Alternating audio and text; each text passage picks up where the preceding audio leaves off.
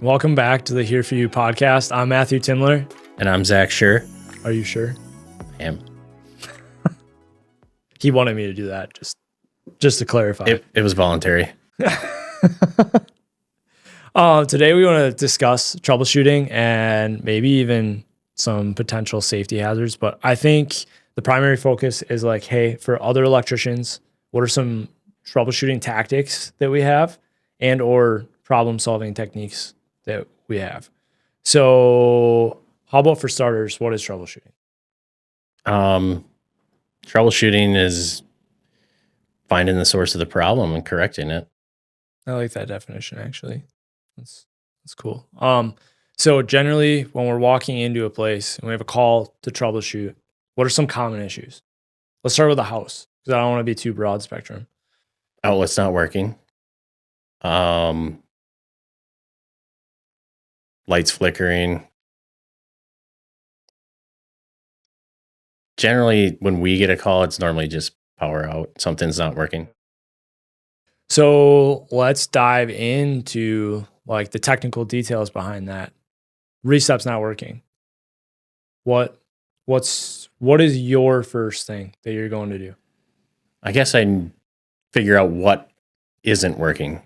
Ask the customer like, okay, this outlet's not working.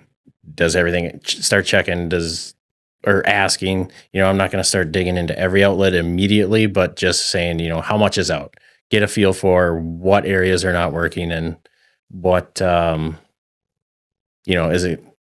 need to go check breakers? I know that's normally your first step for an outlet out, right? My first step is like, just like you, I like to communicate with the customer, but my famous lines are, I don't trust a word that they say. It's like, I love and respect them. Yeah, but I was just gonna say, we love you guys.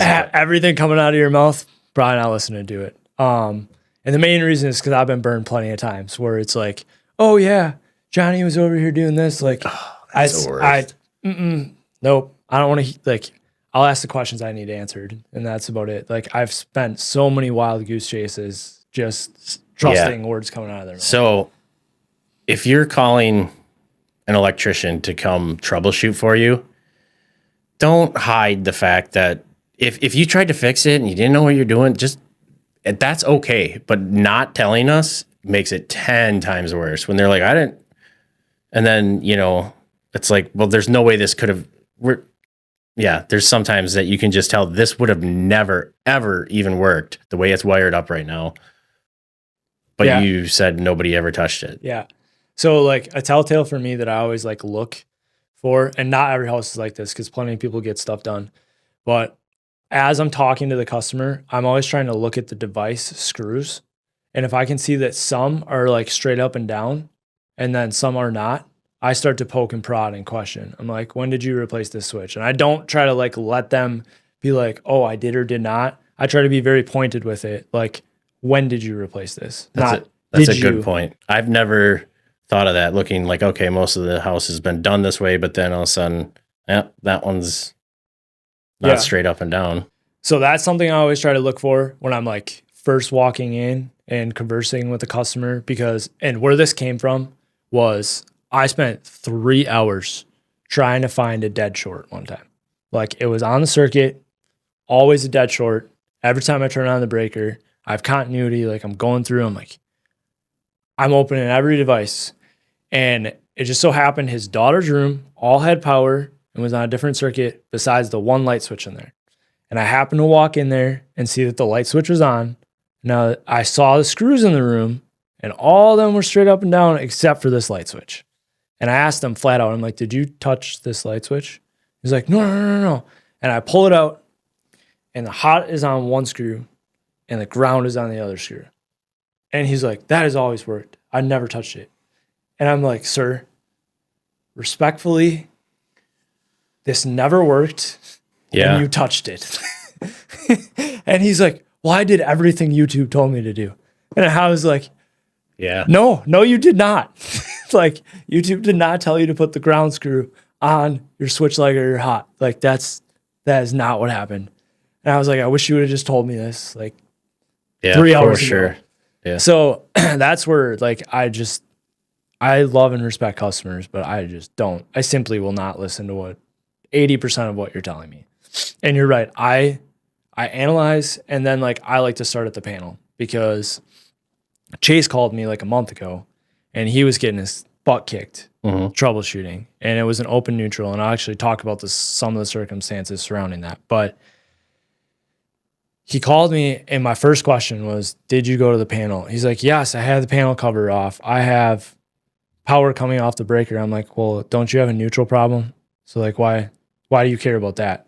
And he's like, well, what else would I do? I'm like, did you pull test all the neutrals?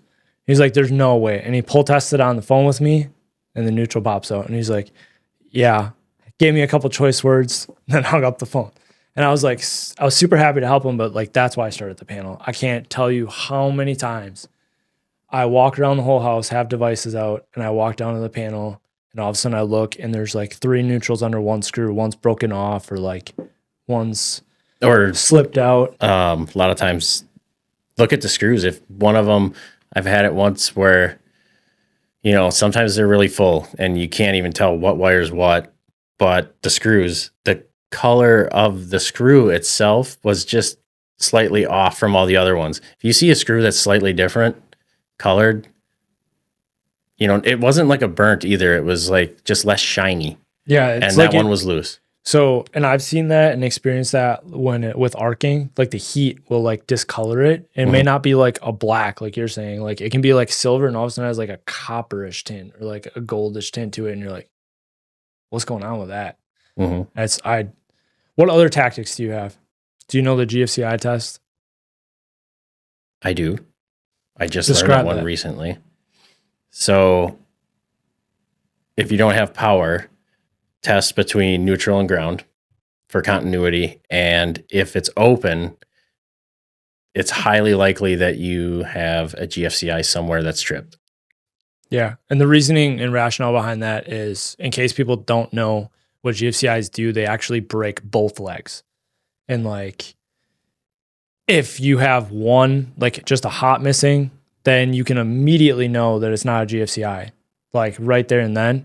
So it's a really like cool way to identify, hey, it's most likely a GFCI because I have 2 wires broke right now instead of just one, or I don't have this wire broke and I know it's not a GFCI and I have to like go find something else. So I've always liked it for that reasoning.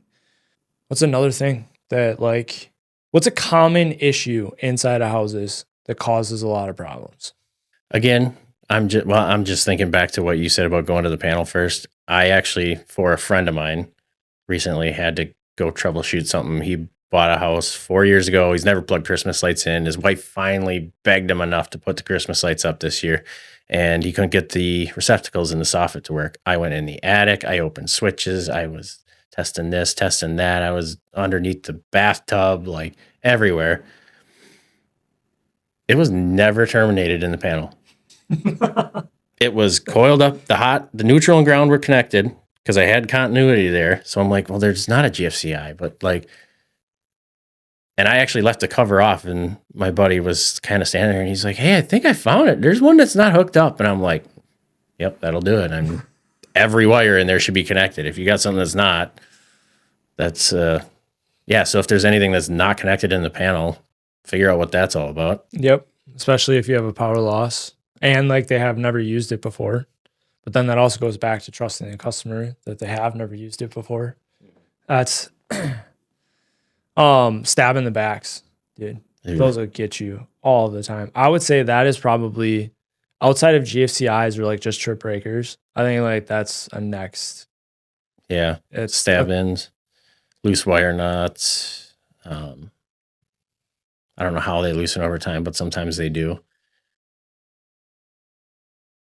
Candle warmers or wax warmers, those things, I can't, and night lights, I cannot tell you how many times that has been a source of an issue. Like I'll walk in and I don't know, it's just something I'm drawn to. I've had it happen to me so many times, especially with stab in the back devices, where like I see a candle warmer or a wax warmer. Sorry, I don't know why I keep calling it a candle warmer. And that's right where I'm going. And it's just because it generates so much heat.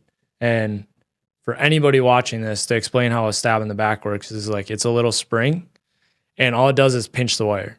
So like we had talked in a previous episode about like heat expansion and like when there's a load on a wire, it heats up. So it takes that spring and it spreads it out.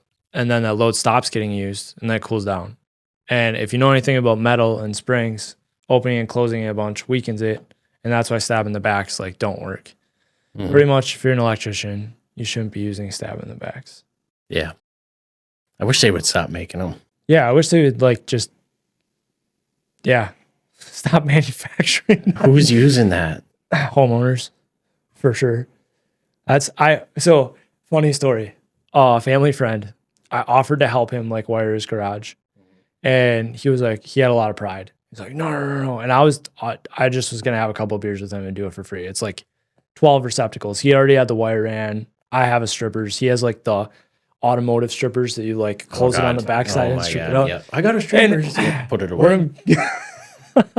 And he wired his whole garage. And I just like came, I was like, oh, I'm super proud of you. And I looked at it and I pulled it out and it was all stabbed in the back.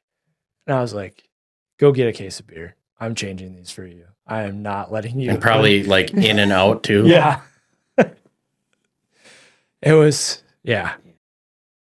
What are the, and maybe there isn't a single thing, but do you have like, these are the top things that homeowners do to their houses that are like usually cause problems? You're talking about going the panel first, but it's like, like the light switch issue or other things that people almost always run into problems with, that they do it wrong or something like that. Smart switches is like a huge one. So a lot of smart switches these days need a neutral. And like homeowners will like try to tie they'll blow it up in their hand sometimes. 2, they'll tie a neutral into the hot and it won't blow up and it'll just keep tripping the breaker because they have no idea what they're doing when they pull it out and do smart switches. I think 3-way switches, you see that all the time where different manufacturers switch the screw configuration on like tops and bottoms or side to side. And homeowners are notorious for like, I'm proud of them for like pulling out the switch and being like, I am going to put this wire here. And this wire here, like they'll take the picture and they're like, it was up here and here and here. And you're like, yeah. But the colors of the screws.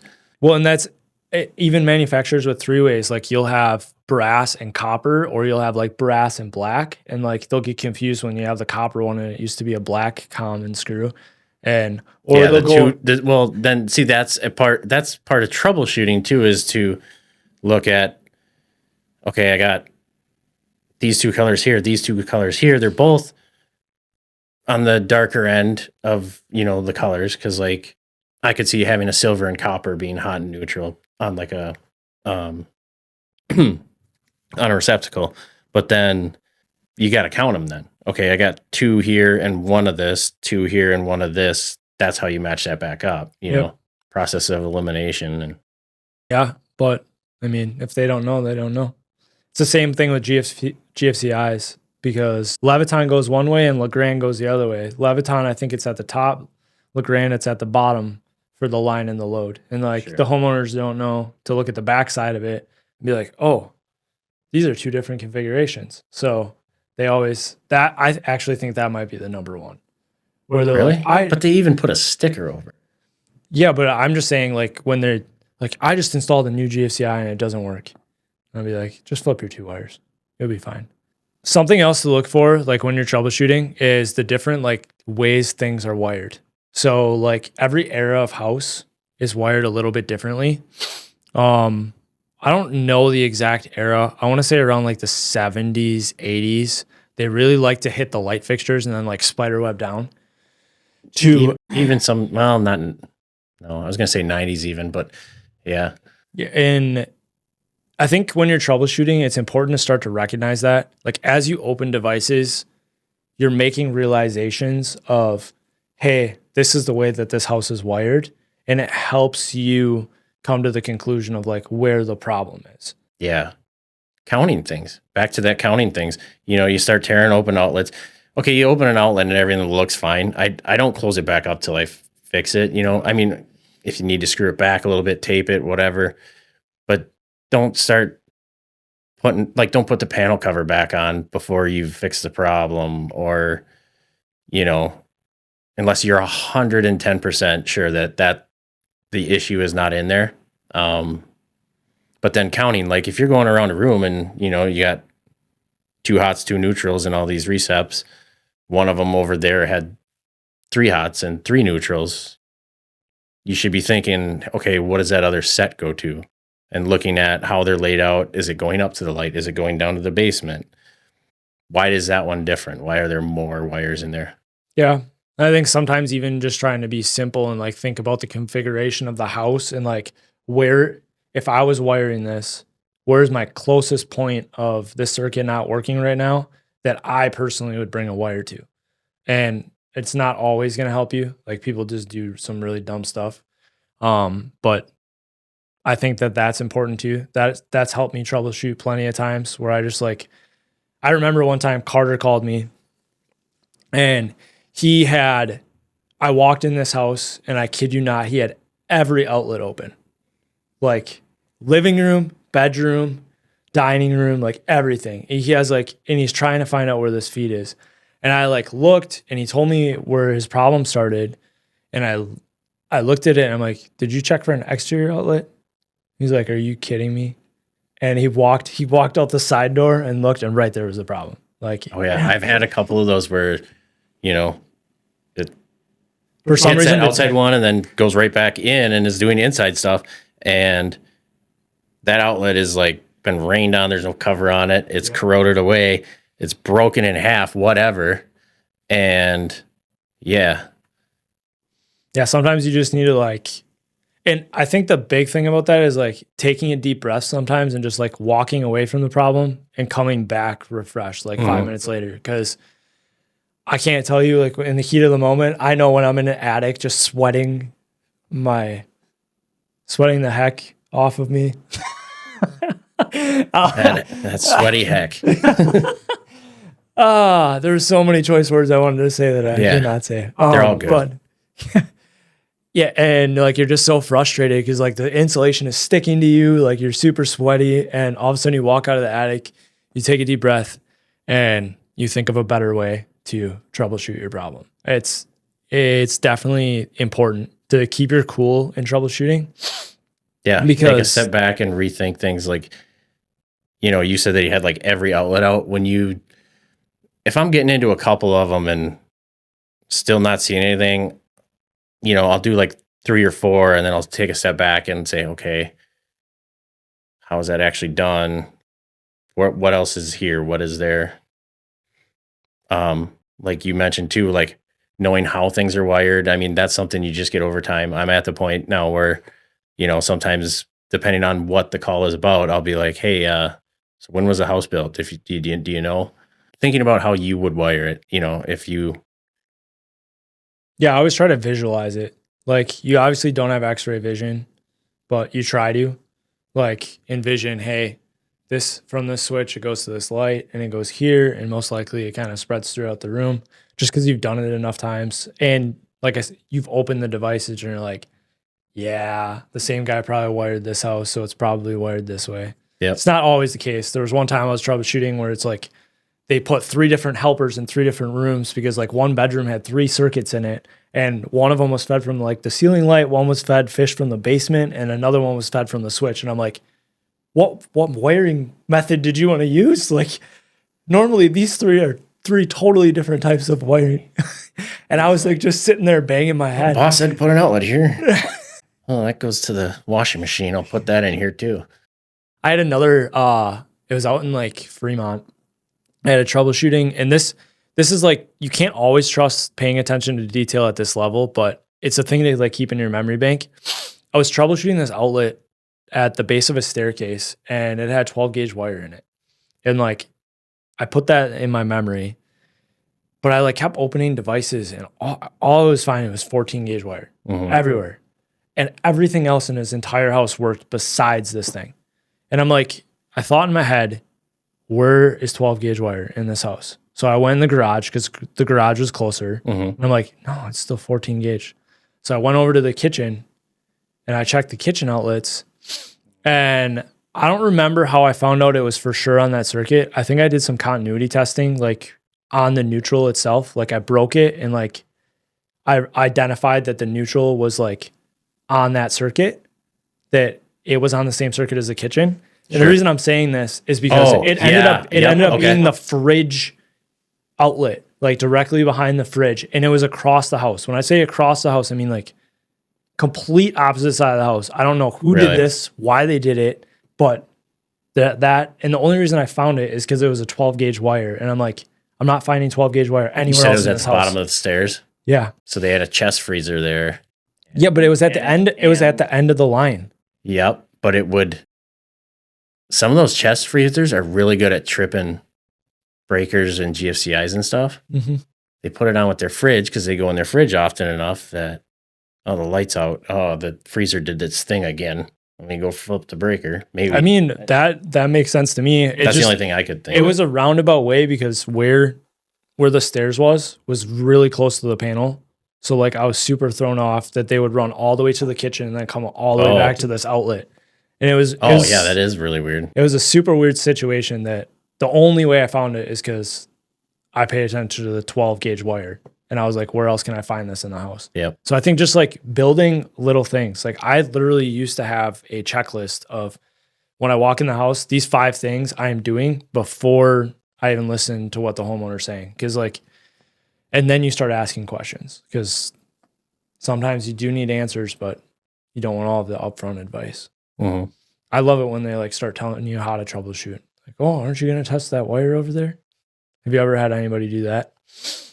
No, I've had people talk my ear off about stuff that has nothing to, the neighbor's dog. I'm like, yeah, you find out a lot about people. But then other times it's like, oh, that little detail about the neighbor's dog actually was important. Like he's digging under the pedestal and bit right through, I don't know. There are, so. Actually, you just made me think of a couple of troubleshooting things that I want to touch on. And it brings me back to that Chase story. If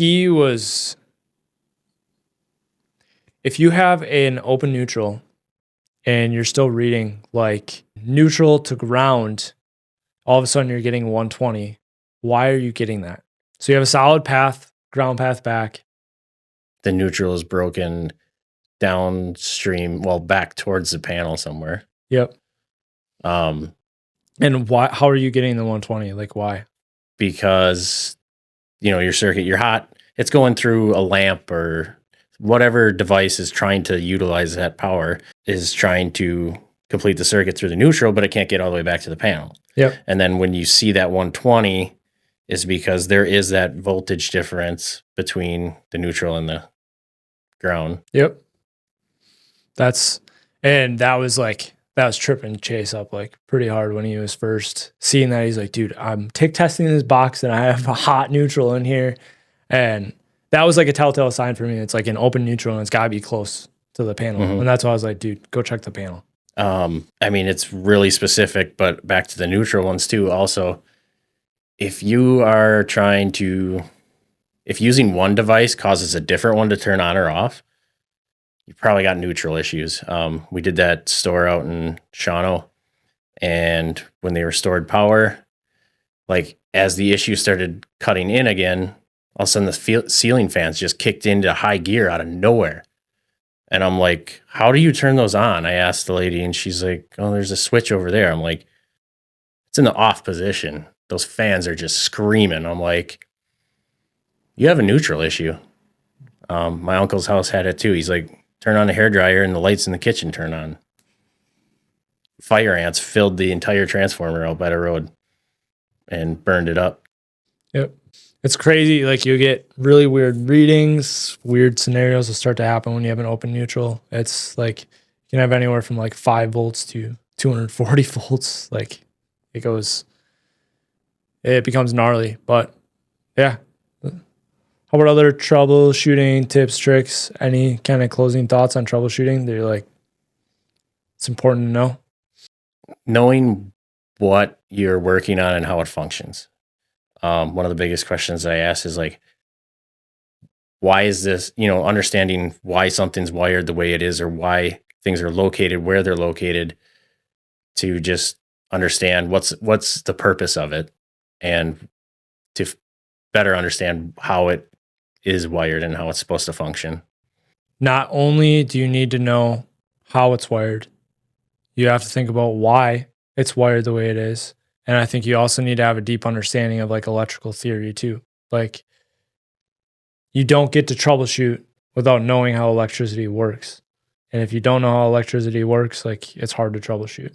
Mhm. So I think that's probably the biggest takeaway, is really the understanding of electricity itself and how it works. And then even more, also just as importantly, is like why things are installed the way they are. I really liked your train of thought on like the chest freezer in the fridge in the scenario I brought up, of like why somebody would want it on the same circuit. Cause like, That was an out there one. Like, I doubt that was actually the reason, but like my mind. no, why- but I can resonate with Why that. would you want to go with the fridge? Okay, I don't know. And you said basement, and a lot of times they always see you come down the stairs, they turn a corner, there's always a chest freezer Yep. sitting there. Not always, but a lot of times. So, well, thanks guys for listening to the Here For You podcast. And as always, it's been a pleasure.